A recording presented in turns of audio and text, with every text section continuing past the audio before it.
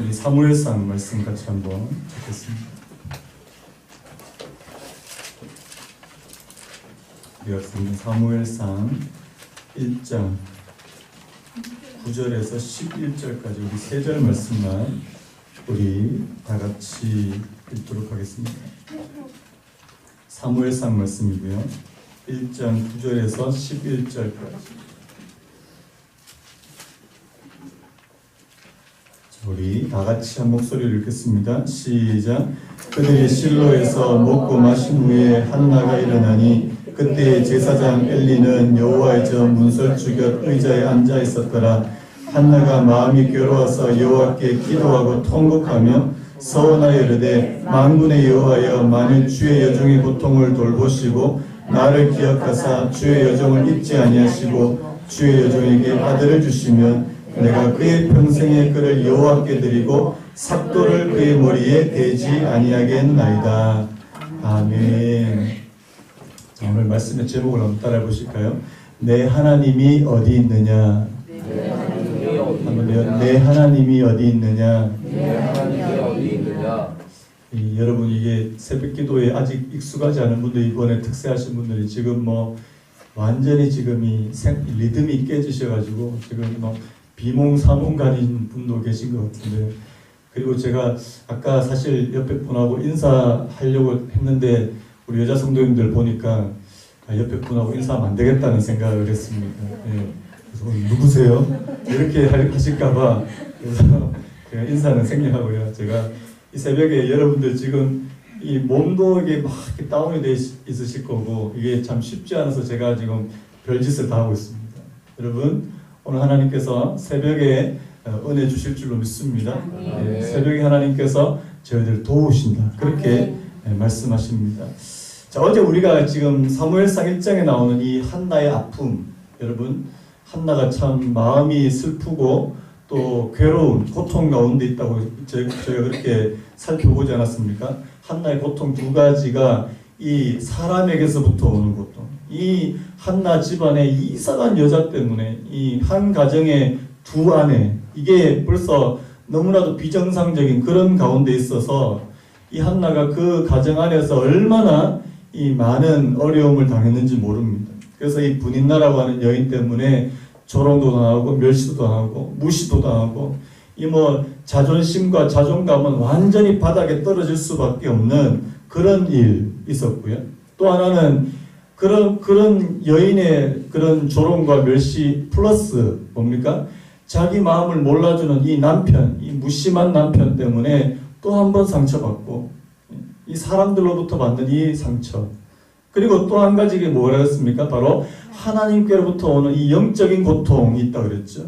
바로 이 하나님께서 나를 막으시는 것 같다.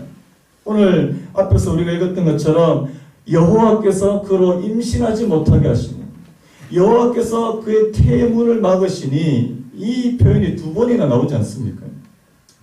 왜 이렇게 하시느냐? 하나님께서 이게 단순히 한나의 임신만 막으신 게 아니고요, 한나의 인생 전체를 막으시는 것 같은 그런 생각이 드는 거죠.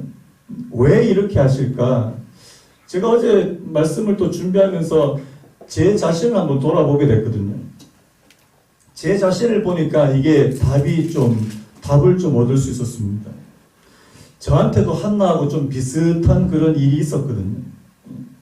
제가 20대 후반에 좋은 교회에 만나가지고요, 사역을 참 잘 하다가 갑자기 제 마음속에 다른 길로 가야 되겠다, 이러면 안 되는데, 그때 사역을 쭉 계속 같이 했었으면 제가 지금 모르겠습니다.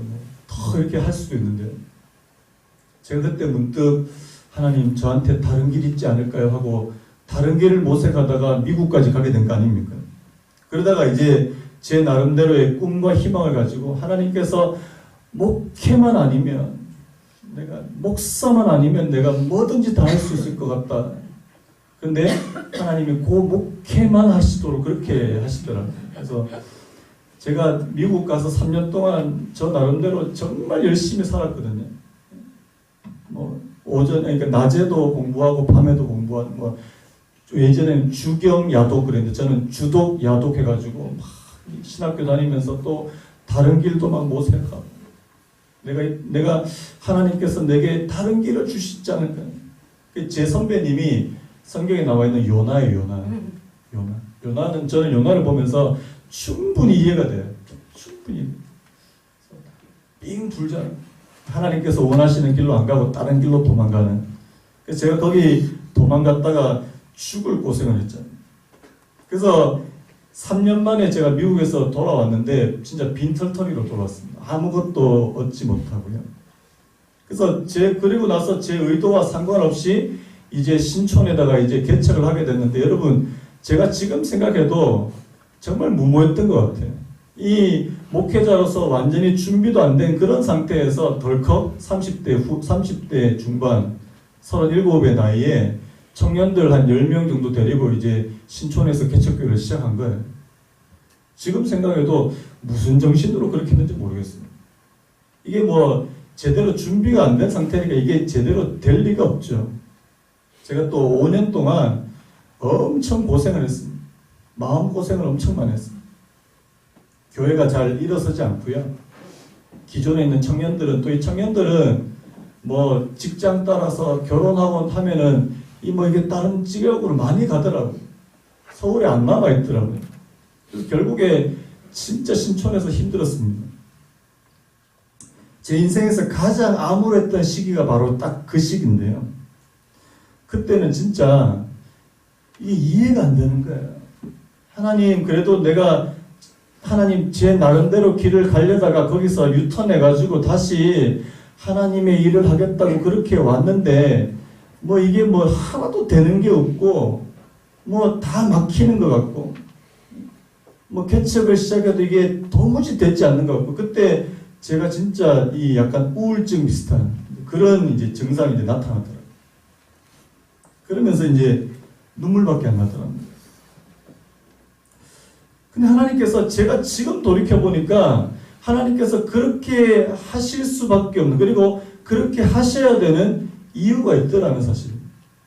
왜 저를 그렇게 코너로 몰아가시고 저를 막으셨을까? 오늘 거기서 오늘 이 한나를 막으셨던 이유를 제가 좀 발견하게 되더라고요. 여러분, 제가 그 신촌에 5년 동안의 그 시간 동안 하나님께서 저한테 시키시는 일이 있더라고요. 저를 낮추셔요. 저를 낮추시더라고요. 저를 한없이 낮추시더라고요. 그리고 제가 하나님 앞에 나아갈 때마다 눈물밖에 나지 않아요. 눈물밖에 나지 않고 하나님 앞에 낮아질 수밖에 없는 그런 상황으로 계속 몰아가시더라는 것입니다. 여러분 잘 아시는 신명기 8장 3절 말씀하시죠? 우리 같이 한번 읽어볼까요? 시작. 너를 낮추시며 너를 줄이게 하시며 또 너도 알지 못하며 내 조상들도 알지 못하던 만나를 내게 먹이신 것은 사람이 떡으로만 사는 것이 아니요 여호와 입에서 나오는 모든 말씀으로 사는 줄을 내가 알게 하려 하십니다. 여러분, 이 말씀은 이스라엘 백성들을 하나님께서 광야로 몰아가시는 그 이유를 설명하는 말씀 아닙니까? 왜요? 너를 낮추시며 너를 줄이게 하십니다. 왜요? 너가 정말 사람들이 알지 못하는 하나님께서 주시는 그 하나님의 말씀, 하나님의 은혜만 사모할 수 있는 그런 자리로 계속해서 몰아가시더라는 사실입니다. 여러분, 참 이상하죠. 사람들은요, 자기가 원하는 대로 내 인생이 이렇게 잘 풀리고 형통하면 이상하게 하나님을 잘 안 찾아요. 그런데 언제 정말 하나님을 진심으로 찾느냐? 내 앞길이 막혀 있을 때, 내가 원하는 대로 잘 되지 않을 때, 그럴 때 우리가 우리 자신을 돌아보고 낮아지고 하나님을 찾더라는 사실입니다.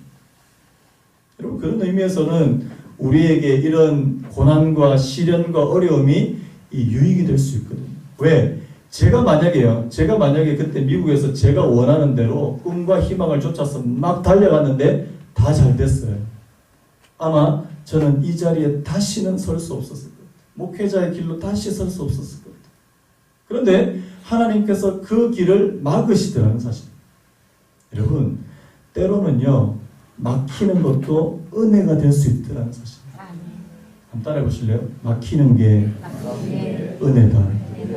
막히는 게 은혜다.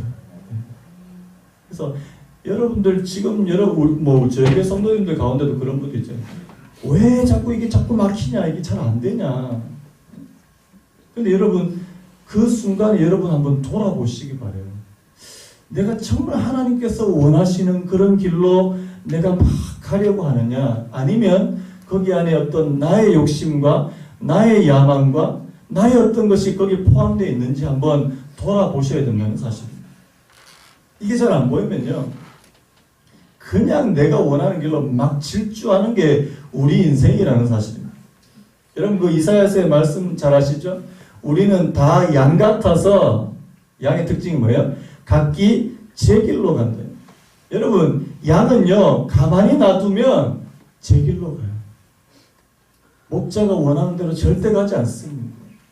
그래서요 오늘 인생에서 두 부류의 인생이 있다면, 하나님께서 여호와께서 목자가 되셔서 우리를 인도해 가시고 끌고 가는 인생이 있고요, 목자 없이 방황하면서 유리하는 자기 길로 갈 수밖에 없는 그런 양 두 종류밖에 없다는 사실. 여러분 오늘 저와 여러분들이 하나님 여호와 하나님을 저와 여러분들의 목자로 삼으시는 은혜가 있기를 간절히 바랍니다. 자, 그래서요 하나님께서 이렇게까지 오늘 한나를 막으셨잖아요. 뭐 집안에 다른 여인이 들어와서 아기를 막 많이 낳을 동안에 한나는 아기를 낳을 수도 없는, 왜요? 한나를 낮추시기 위함이라는 사실. 한나가 하나님만 찾게 하기 위해서라는 사실입니다. 자, 그렇다면 오늘 이 본문에서요, 우리가 한나가 하나님께 나아가는 단계 한 3단계 정도를 좀 같이 좀 살펴보려고 하는데요. 자, 우리 9절 말씀을 먼저 같이 한번 읽어볼까요? 9절 같이 읽습니다. 시작. 그들이 실로에서 먹고 마신 후에 한나가 일어나니 그때의 제사장 엘리는 여호와의 전 문설주 곁 의자에 앉았더라. 여러분 이때까지 1절에서 8절까지의 이 분위기와 오늘 이 9절로 넘어오는 이 분위기가 상당히 다르다는 사실을 여러분 좀 감지하시겠습니까? 앞에서 그렇게 했잖아요. 한나가 울고, 7절에 울고 먹지 아니해. 한나가 주변의 사람들로 인한 그런 괴로움 때문에 울면서 먹지 않았다. 밥이 넘어가지 않더라. 이렇게 말하면서, 그런데 9절로 넘으면서 그들이 실로에서 먹고 마신 후에 한나가 일어나니, 자, 여기서 중요한 표현이 바로 이 일어났다라는 표현. 이 과거형으로 쓰여 있는데요. 자, 일어났다. 이 일어났다는 표현이 이게 무슨 의미냐? 이게 그 다른 번역에 보니까 거기에 뭐라고 되어 있냐니까요. 한나가 일어나 여호와 앞에 섰다 이렇게 되어 있어요. 뭐야? 내가 이제까지 막 주변에서 마음이 막 괴롭고 힘들고 해서 막 밥도 넘어가지 않고 막 쉽게 말하면 약간 우울증 증세 비슷한 게 이제 찾아와서 막 마음이 괴로워요. 어떤 분들은요 거기서 이제 쭉 그렇게 가시는 분들이 있어요. 계속 우울해지죠. 좌절, 낙심, 우울. 그래서 요즘에 우리 또 여성분들 가운데 이 우울증이 정말 좀 심각하더라고요. 집에서 이제 뭐 우리 성도님 가운데는 그런 분이 한 분도 안 계신데 이 밤만 되면 이제 한 잔씩 이렇게 하시면 이렇게 잠을 못 주무십니다. 그런 분들이 꽤 많대요. 또 젊은 우리 또 아이를 키우는 분들은 이 아이 육아나 이런 거에 대한 어떤 스트레스, 우울, 그리고 40대, 50대, 60대 되면 이제 자녀들이 다 이제 분가하고 이제 이 빈둥지 증후군 아십니까, 여러분? 집에 아이들을 위해서 그렇게 열심히 하다가 이제 애들이 다 이제 뭐 분가하고 이제 다 떠나고 하니까 빈둥지 증후군이 찾아요. 마음이 너무 허전합니다. 그래서 한 잔, 두 잔에서 여러분 사실 요즘에 우리 남자분들도 알코올 중독 때문에 힘드시지만 여자분들 알코올 중독이 요즘 굉장히 심한 거 아시죠? 술 끊으세요. 이런 죄송합니다. 이렇게 불쑥불쑥 안 하면 벌써 이게 눈꺼풀이 되게 무거워지시는 분들이 계셔가지고 술 좀 끊으세요. 술 좀. 어제도 뭐 그런 얘기 들었는데, 그래서 이게 너무 심하더라는 사실. 그런데 우리 여러분들 진짜 믿음이라고 하는 게 언제 작동이 되냐니까요. 우리가 진짜 이제 이 마음에 우울이 찾아오고 좌절이 찾아오고 계속해서 그게 우울로 가버리는 사람이 있는가 하면, 오늘 한날 어떻습니까? 거기서 이제 단절해서 내가 단절하겠다. 내 과거에 내 이런 아픔에서부터 단절해서 내가 여기서 새롭게 뭔가를 일으키겠다. 오늘 이 한나의 결연한 의지가 보이는 이 말씀이 바로 그가 일어나니, 이 말씀이라는 거죠. 일어난다. 한 책에 보니까 이렇게 설명이 되어 있더라고요. 자신에게 일어나는 갈등과 절망의 순환을 끊고 새로운 시대를 여는 한나의 첫 행위가 바로 일어납니다. 한나가 절망 가운데 머물러 있기를 거부하고 그곳에서부터 일어나 새로운 인생의 문을 연다, 이렇게 얘기했더라고요. 그래서요, 저는요, 오늘 여기서 이 한나를 통해서 배우는 첫 번째가 뭐냐니까 한번 따라 보실까요? 선한 의지. 선한 의지. 여러분, 오늘 우리가 하나님을 믿고 신앙생활하고 이 땅을 살아가는데 의지가 반드시 필요하다는 사실. 하나님은요, 우리의 어떤 감정 또 우리의 지성을 통해서도 역사하시지만 하나님은 우리의 의지를 사용하신다는 사실. 의지. 어떤 분들은 저는 아무것도 못해요. 하나님, 나 아무런 의지 없어요. 하나님, 무조건 다 해주세요. 어떻게 보면, 겉으로 보면 굉장히 이게 훌륭한 신앙인 것처럼 보이는데, 어떻게 보면 굉장히 나약한 신앙이라는 사실. 여러분, 왜 아이들도요, 자기가 밥 떠먹을 수 있는데도 막 땡깡 부리면서 그러면 이제 엄마들이 막 쫓아와서 밥 떠먹여주고, 이게 2살, 3살이면 이게 귀엽기라도 하지. 이게 만약에 7살, 8살, 9살짜리가 막 계속 엄마 봐 이러면요, 나중에 진짜 이게 힘들어.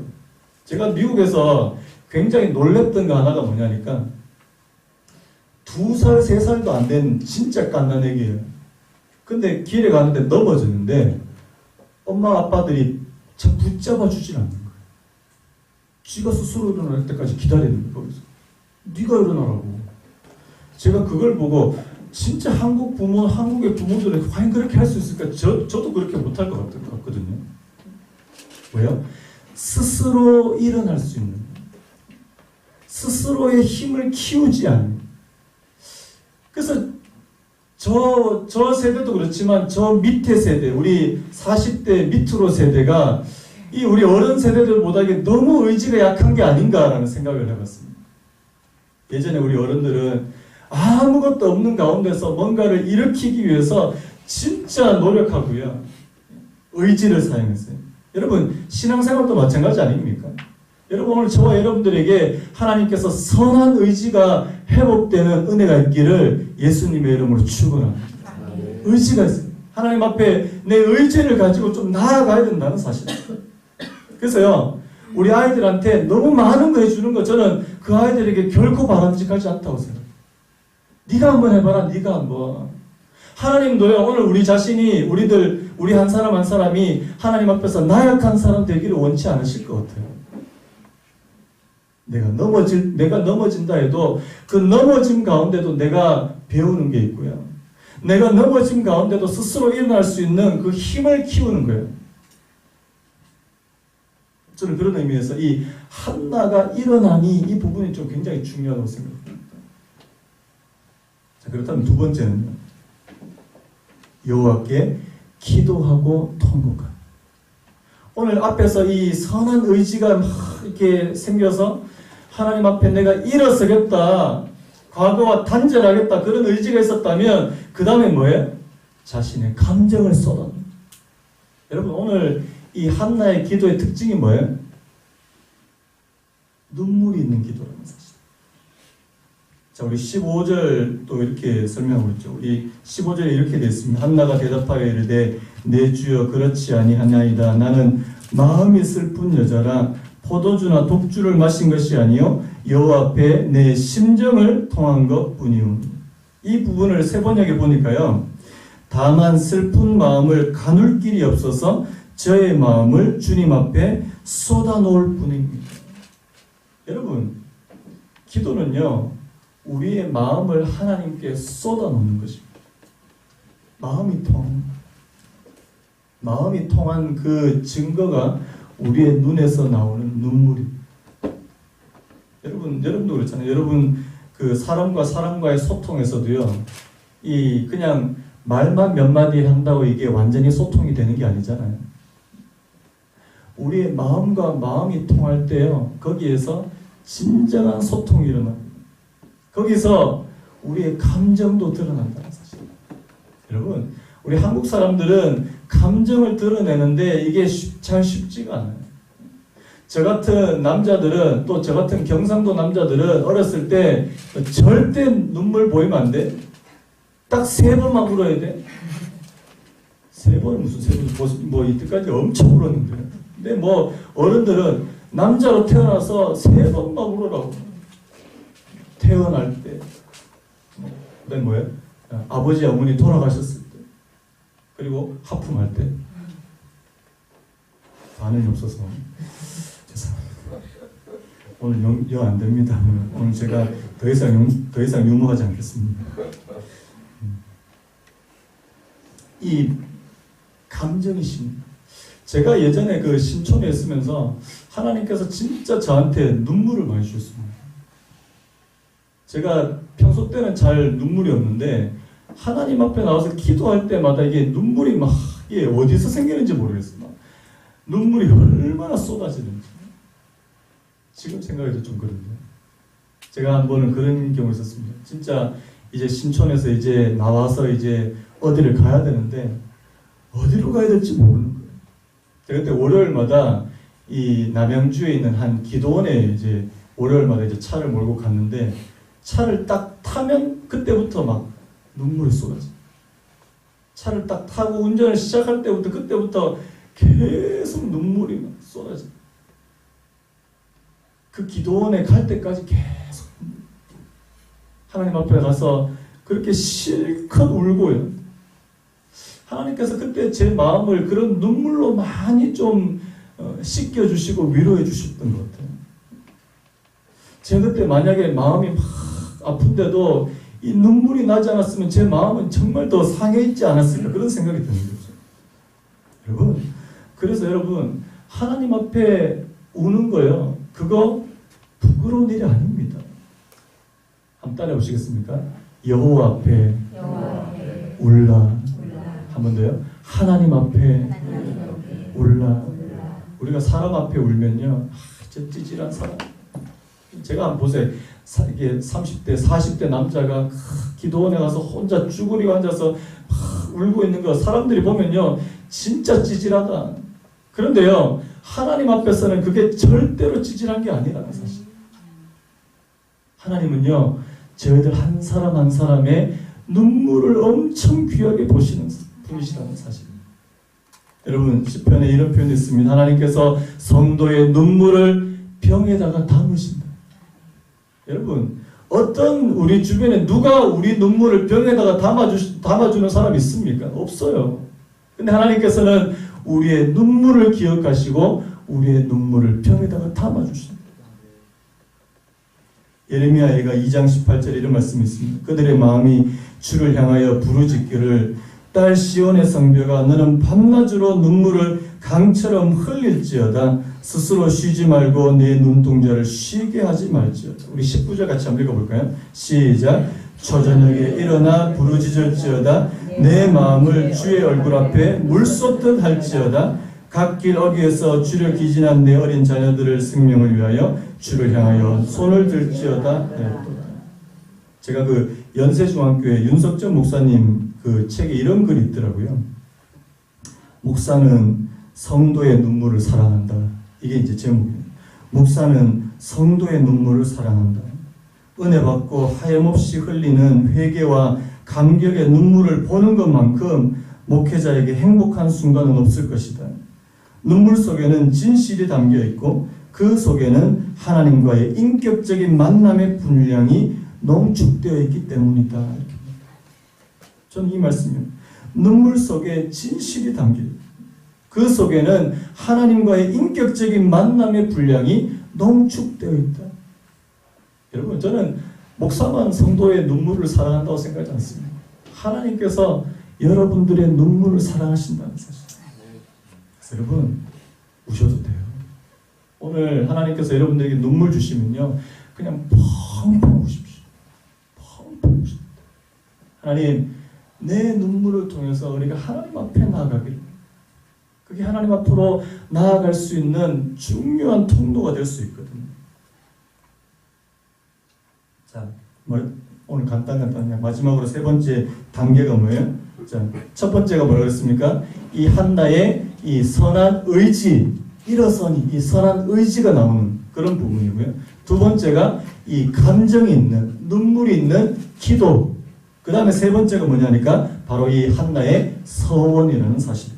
자, 우리 11절 말씀 같이 한번 읽어보겠습니다. 시작. 서원하여 이르되 만군의 여호와여, 만일 주의 여종의 고통을 돌보시고 나를 기억하사 주의 여종을 잊지 아니하시고 주의 여종에게 아들을 주시면 내가 그의 평생의 그를 여호와께 드리고 삭도를 그의 머리에 대지 아니하겠느냐. 여러분, 서원이 뭐예요? 서원이 뭐예요? 하나님께 절박한 소원이 있는 사람이 믿음으로 하나님과 약속하는 거예요. 하나님, 내게 만약에 이렇게 해주시면 내가 이렇게 하겠습니다. 이게 소원이에요. 그래서 성경에는요, 소원 함부로 하지 마, 소원 절대로 경솔하게 하지 마, 이렇게 말하는데, 여러분, 원래는 이 소원은요, 참된 믿음, 참된 신앙의 표현이라는 사실이에요. 여러분, 한나는요, 진짜 오늘 진심으로 하나님께 약속합니다. 뭐라고 약속해요? 하나님, 내게 정말 아들을 주시면요, 이 아들 하나님께 다시 드리겠습니다. 여러분, 나중에 보면요, 한나가 이 약속을 지킬까요? 못 지킬까요? 지킨다는 사실. 저는 한나가 굉장히 위대해 보여요. 왠지 아십니까? 성경에 하나님께 약속해놓고도 지키지 못하는 사람들이 종종 나와요. 여러분 안 그렇습니까? 여러분 하나님 앞에 약속했는 거 다 지키셨어요? 약속해놓고 그런 표현이죠. 화장실 가기 전에 하고 화장실 갔다 온 후하고 이게 다른 것처럼 약속 실컷 해놓고 하나님이 다 소원 들어주면 하나님 감사합니다 하고 딱 입 싹 닫고 이렇게 가시는, 그거는 하나님 앞에 이 서원이 무엇인지 모르는 사람들이에요. 여러분, 서원은 뭐냐니까 내가 진짜 지킨다. 하나님과의 이 1대1로 맺는 이 약속이 바로 서원이라는 사실입니다. 오늘 한나가 뭘 서원했어요? 하나님, 저에게 아들을 주시면, 만일 주의 여종의 고통을 돌보시고 나를 기억하사 주의 여종을 잊지 아니하시고 주의 여종에게 아들을 주시면 내가 그의 평생에 그를 여호와께 드리고 삭도를 그 머리에 대지 않겠습니다. 이 아이를 나시린처럼 키우겠다. 구별된 사람, 거룩한 사람으로 키우겠다. 하나님의 사람으로 키우겠다. 그렇게 약속하거든요. 저는 처음에 이 말씀 보면서 한 가지 이해 안 됐던 부분이 있어요. 여러분, 지금 한나가 하나님 앞에 뭐 달라고 그렇게 막 기도했습니까? 아들 달라고 기도했어요. 아들 달라고 그렇게 기도했는데 나중에 아들 주시면 어떻게 하겠다고요? 다시 돌려드리겠대요. 왜 이렇게 기도하는 거예요? 저는 여기서 오늘 중요한 두 가지를 좀 깨닫게 되는데요. 여러분, 지금 한나가 아들 구하는 게요, 아까 우리 1장 초반에 나오는 그 분이나처럼, 나 아들 있어, 나도 아들 낳았어, 까불지 마, 분인한테 가가지고 막 과시하고 자랑, 이거 하기 위해서 지금 아들 달라는 겁니까? 그리고 아니면 내 새끼, 내 아들 하고 평생 끼면서 여러분 표현으로 이게 막 쭉쭉 빨면서 이제 그렇게 하기 위해서 아들 달라고 하는 거예요? 아니라는 사실. 하나님께서 주시는 이 아들을 하나님의 뜻에 맞는 아들로 내가 드리기를 원합니다. 나중에요, 하나님, 이 한나의 이 아들이 어떻게 됩니까? 이스라엘을 구하는 아들이 돼요. 사무엘이 이스라엘을 새롭게 하는 아들이 되더라는 사실. 여러분, 한나가 그렇게 고통스럽게 고통 가운데서 하나님께 기도해서 낳은 그 아들이요, 나중에 이스라엘 전체를 완전히 뒤집어 놓는 그런 아들이 되더라는 사실입니다. 여러분, 우리가 하나님 앞에 이런 마음으로 드려야 되는 거 아닙니까? 오늘 저와 여러분들의 자녀를 하나님께서 사용하시라고, 하나님의 뜻대로 사용하시라고 그렇게 드릴 수 있는 그런 분들이 된다면 여러분 정말 한나의 믿음을 가지신 분 아니냐고요. 근데 여러분들의 자녀가 막 하나님의 일한다 그러면 막 큰일 나는 줄 알고, 어떤 믿음 좋은 장로님이 자기 아들 목회자 된다 그래가지고 큰일 난다고, 목사님 우리 아들이 목회자 안 되게 해주십시오. 선교사로 가려고 하니까 선교사는 더더욱 안 됩니다. 그 옆에 있는 김 장로님 아들이 목사가 되게 해주십시오. 이렇게 말해요. 그거 아니잖아요. 여러분들의 자녀가 하나님의 뜻에 맞는 사람이 되도록 내어드리는 거예요. 이게 1차적입니다. 그 다음 두 번째 중요한 사실이 있습니다. 자, 오늘 그 앞부분을 보세요. 자, 오늘 11절 그 앞에 보시면요, 주의 여종의 고통을 돌보시고 나를 기억하사 주의 여정을 잊지 아니하시고. 왜 이렇게 세 번이나 반복할까요? 이거 비슷한 말 아닙니까? 주의 여정의 고통을 돌보시고 나를 기억하사 주의 여정을 잊지 아니하시고. 여러분, 한나가 진짜 원하는 게 뭘까요? 그냥 아들 얻었다, 나도 아들 낳았다, 이거를 진짜 원하는 게 아니고요. 한나가 진짜 원하는 게 뭐예요? 하나님이 지금 나를 잊지 않고 계시다는 사실이에요. 저는 오늘 이 말씀이 가장 핵심적인 부분이었어요. 다른 사람들이 아마 분인나도 그런 말 했을 것 같아요. 한나, 당신 믿음 그렇게 좋다고, 하나님 잘 믿는다고 하는데 뭐 하나님 어디 계시냐고, 하나님께서 도대체 무슨 역사를 하시냐고 할 말이 없는 거예요. 할 말이 없는 거예요. 도대체 하나님께서 내게는 진짜 내 하나님은 어디 계시냐고. 제가 아까도 시편 42편에 말씀드렸잖아요. 사람들이 종일 내게 하는 말이 내 하나님이 어디 있느냐 하오니 내 눈물이 주야로 내 음식이 되었다. 여러분, 한나가 진정으로 원하는 건요, 그냥 내가 아들 하나 낳았다 이거 자랑하기 위함이 아니라는 사실입니다. 하나님께서 여전히 나의 하나님이 되시고요, 나의 고통을 알고 계시고 나를 기억하고 계신다는 그 사실, 하나님이 여전히 나에게서 역사하시는 분이라는 그 사실을 확인하고 싶은 거 아닙니까? 확인하고 싶은 거. 그래서 이거를 아들이라고 하는 것을 통해서 지금 표현해보고 싶은 거 아닙니까? 하나님께서 내게 진짜 아들을 주시면 하나님 살아있는 거 아닙니까? 내 고통을 아시는 하나님 아닙니까? 여러분 주변에 혹시 여러분에게 그렇게 얘기한 사람 없습니까? 집사님, 당신 하나님 잘 믿는다고 하는데 도대체 당신 하나님 어디 있냐고. 당신 지금 상황을 보니까 하나님 도무지 살아계신 것 같지 않다고. 여러분, 이런 말 들으면요 진짜 속 뒤집어지지 않습니까? 꼭 가족 중에, 안 믿는 가족 중에 그런 사람도 있어요. 교회 열심히 다녀, 신앙생활 열심히 한다고 해도 하나도 나아진 거 없네. 이런 비아냥 소리를 들으면요 오늘 이 한나처럼 될 수밖에 없어요. 하나님이 지금도 나를 살아계셔서 나와 함께 계십니다. 나를 위해서 일하시고 역사하고 계신다는 사실을 보여주십니다. 그게 뭐예요? 아들을 주십시오. 여러분, 하나님께서 이 기도를 들어주시겠습니까? 물론입니다. 오늘 저와 여러분들이 하나님께서 진짜 살아계시다는 사실을 여러분들이 확증받고 싶습니까? 하나님께서 반드시 그 기도를 들으실 거예요.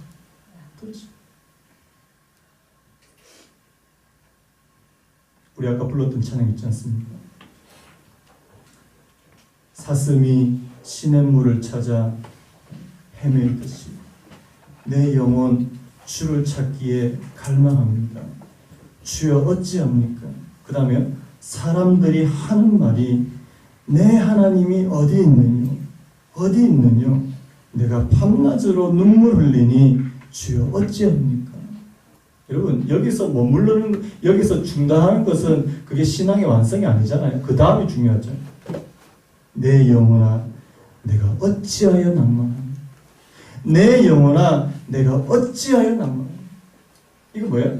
자신을 향한 선포예요. 자 우리 자신에게 한번 선포해 봅시다. 한번 따라 볼까요? 내 영혼아 내가 어찌하여 낭만하느냐? 너의 하나님을 바라라. 자기 자신을 향한 선포예요.